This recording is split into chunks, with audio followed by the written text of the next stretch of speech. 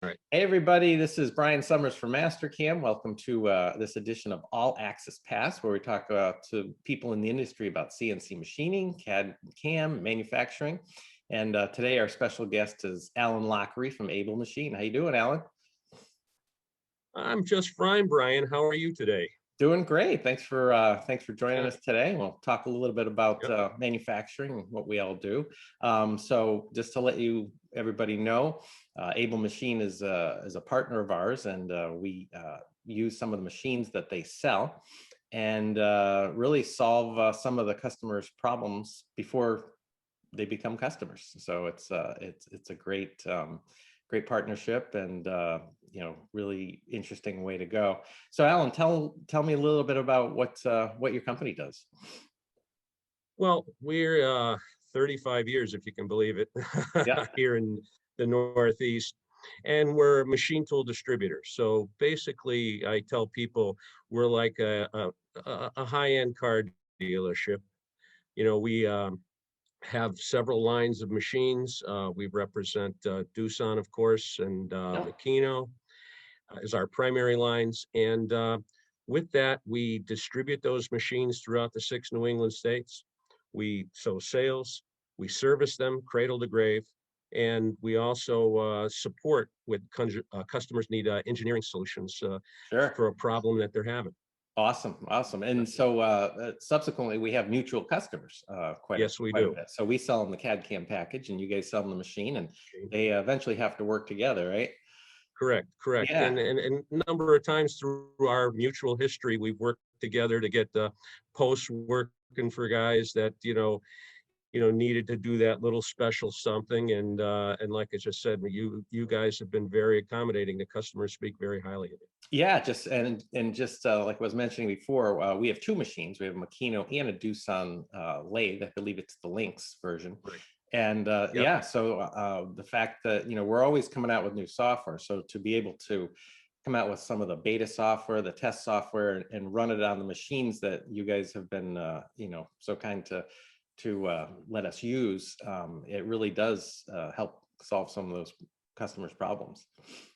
And so Yep. so have you brought people to our shop to show them some of the machines, or? Oh yeah. Yeah. Yeah, we've brought people over to the shop, when we also have had training sessions there, where we've Great. taken advantage of having the equipment on the floor, and you guys have been very accommodating, so we could do some specialty training for certain customers in advance of them receiving their machines. So we Awesome. thank you very much for that. Yeah, no, But it's always been a win-win relationship, and that's the way yeah. we like to look at it. Yeah, that's the best way to do business. And if it's not working that way, it means Yeah, we're not doing it right, I guess. So that's yeah, right. You're right. it's You're good for very us, and true. good for the customers too.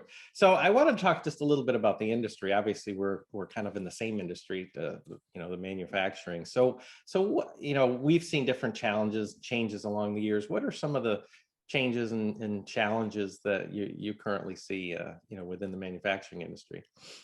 Well, for a long time, I'm a very passionate about this. That I'm a vocational school graduate from Connecticut. I went to Mhm. EC Goodwin Tech in New Britain, Yeah. and was a machinist, tool and die maker. And I went there because I didn't feel motivated or whatever to go to college. And Sure. when I got there, I thought there was nothing more really that turned me on than cutting a piece of steel and shaping it into something that could be used for many different things. And something happened shortly after I graduated. It seemed like there was a promotion that the U.S. was going to become a service economy. And no, Sure. we weren't going to make anything anymore. That was all going to go overseas and everything else. And so the guidance counselors and everything steered every kid to college. And that really created a gap of from guys of my generation to the next generation coming in. I mean, there's going to be a significant number of people within the next 10 years retiring, and bodies aren't there to take their place. Right. And so, we've got to get these people, the younger people engaged, and, and that's what we work at we're very focused on that here. Yeah. Well, it's an amazing start, where you've come from and where you guys are now. And, just a great story. And I also went to a technical school, Yeah. Hartford State Technical College. And Yeah. yeah, just started right out of the gate with my brothers and kind of, grew it from Yeah. there and kind of watched the industry grow. So it's been Yeah. pretty cool. So if you had to give advice to, some of the young people and, what are some of the skills you really at this point would require to get into the manufacturing industry and how do you get them? That's an interesting question today, but I think, like I say, the kids today are a lot stronger than we ever were back in the day on computers and everything else. So that becomes a no-brainer. Most kids have the skill sets to manipulate their way through a computer. But I think, if a kid has, I'm going to say, an artistic background, Yep. because, he can see things spatially and everything else. And someone that enjoys building models because they follow a print to assemble these things together and stuff like that. Those are the talents that you look for, like I just said. Guys that like to work on cars, they like to work on cars, but guys that like to make things, and especially if they like to make it out of unique materials like steels and titaniums and stuff like that, they they're afforded the opportunity in this industry to really, you know, uh, cut their teeth, as it were. Yeah. So we're focused on that. Yeah. Yeah, yeah. I think there's definitely a natural tendency for the people that do like to make things, work on their cars and so forth. And I Yeah. think every single one of our applications people in the shop, are all have all race cars or go karts or at any given time. And we actually have one that actually two of them that run a rally car. So it's pretty interesting. But it's yeah that same mindset. People want Right. to build things and yeah, and we have the tools to do it. And I think to answer the same question on our end, it's really just kind of that get the training. There's a lot of training online available, and then once you learn the software and once you learn how the basics of CNC machine, you can really come out of the gate and do things, which is great. And then just kind of Oh, lastly, absolutely. yeah, Absolutely. and so and in terms of your company, Able, you're right up in Massachusetts, just Mhm. north of the Connecticut line. So what would you see as kind of a differentiator with your company? The way you sell machines, I things you think, sell. yeah, yeah. Well, when we formed this company with my co-founders, Lynn Anderson and Al Burrell, we wanted a different model. Everybody was trying to put the typical business model on it, and every division within a company had to be a profit center.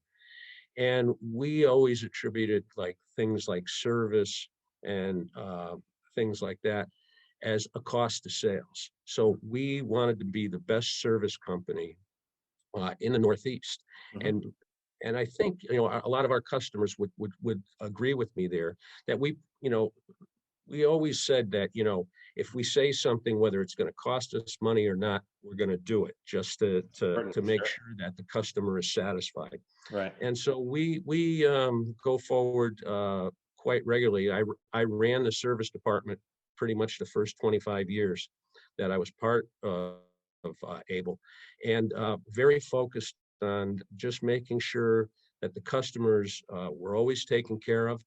And back in the day, there was startup lines and everything else that you got affiliated with that don't even exist today. Sure. And to this day, we're still helping people service those machines that, they can't get parts for or anything else. We get parts made. We do whatever we can if it's important to them that the uniqueness of this machine gives them an edge. And so Sure. that's, basically what we try to do is be very efficient in service, and hopefully the sales will follow. Yeah, no, I think that's a big reason why you guys are successful and taking care of that customer and certainly with Mastercam, it's even these partnerships are just so important to again, understand those problems and solve them before the customer gets there. But if they do have them, the ability to go out and solve them and get their machines running is number one with us as well. So it's a great strategy. So awesome. All right. Well, that's about So, it for today. It's unless you had any other questions, but I just wanted okay. to thank you for spending a few minutes with us and talking a little bit about the manufacturing industry. And there's a lot of training material out there for the young people watching, and hopefully, there's people that want to get into the business, and if you do, it's just rewarding to make things, to make stuff, and it's just great. But yeah, I wanted to again thank you for your partnership, your collaboration with us, and really putting the customer at number one is what it's all about, and I think we both do that. Yeah. Brian, thank you very much. And, at Able, the Able Mastercam partnership, we are very fortunate to have a partner like you, and we thank you for everything you've done for us too. Yeah, it's awesome. You're welcome. All right, take All care. right. Have a great day. Take care. Bye-bye. See you.